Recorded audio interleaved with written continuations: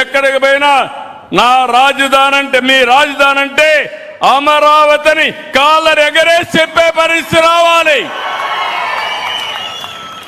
దిక్కుమాలిన గొడ్డలి పార్టీ మొట్టమొదటిసారిగా ఒప్పుకున్నారు. హైదరాబాద్ అసెంబ్లీలో అమరావతి నాకు అబ్జెక్షన్ లేదన్నారు. అక్కడి నుంచి డెవలప్ చేసి కుట్రలు బన్నారు. అన్ని తట్టుకొని ప్రపంచంలో ఎక్కడా జరగలేదు. మీరు గుర్తుపెట్టుకోవాలి. 29,000 మంది రైతులు 33,000 ఎకరాల భూమి స్వచ్ఛందంగా రాజధానికి ఇచ్చి ల్యాండ్ పూలింగ్ లో భాగస్వాములు అయ్యారు. నేను డబ్బులు ఇవ్వాలా, సంవత్సరం ఇంత డబ్బులు మీకు వేస్తా, డెవలప్ చేసిన తర్వాత కొంత భూమి తిరిగి మీకు ఇస్తా, అది అమ్ముకుంటే మీకు ఆదాయం వస్తుందని ఒక్క మాట చెప్తే నా మాట మీద విశ్వాసం పెట్టి సపోర్ట్ చేశారు. 2019 ఎన్నికల్లో ఓడిపోయాం. 3 ముక్కలాట ఆడారు. 3 రాజధానులు అన్నారు.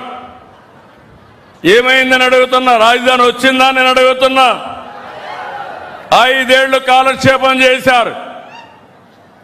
మళ్ళీ ఈరోజు ఓడిపోయిన తర్వాత వాళ్ళల్లో పరివర్తన మారలేదు, మారదు. కుక్క తోక ఎప్పుడూ వంకరే. మీరు ఎంత పట్టి కట్టేసినా వదిలిపెడితే మళ్ళా వంకరేది తిరుగుతూనే ఉంటుంది. మీరు ఒకటి గుర్తుపెట్టుకోవాలి, నేను కాబట్టి భరించా. ఎవరి కోసం భరించాను? మీకోసం భరించాను.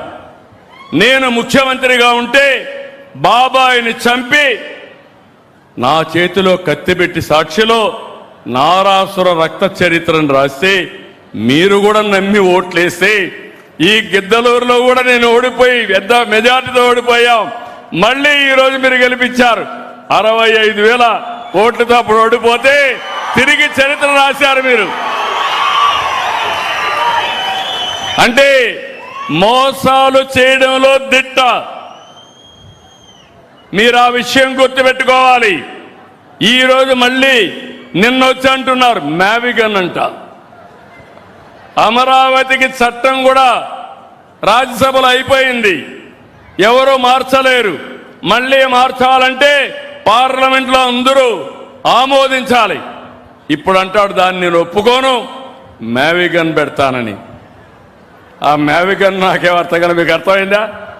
ఏం మా ఆడబిడ్డలు జంజీ మీకు అర్థమైందా? మీకు అర్థమైందా? పెద్దలు చిన్న పిల్లల్ని అడిగినా చీ కొడతారు, అవునా కాదా? చీ కొడతామని చేతులు పైకెత్తండి.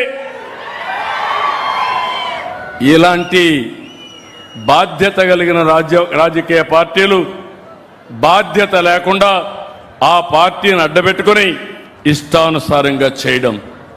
నా దేశ పోలవరాన్ని పూర్తి చేయాలి, మీ పిల్లల్ని బాగా చదివించాలి, మీ పిల్లలకు ఉద్యోగాలు రావాలి, పెట్టుబడులు తేవాలి, నీళ్లు తేవాలి. నిన్నే నేను తుంగభద్ర డ్యామ్ దగ్గరికి వెళ్ళాను. ఒక గేటు కొట్టుకోబోయింది. ఇమ్మీడియట్గా అప్రమత్తమై ఆ గేట్ని సరిచేశాం, మనమే చేశాం. 30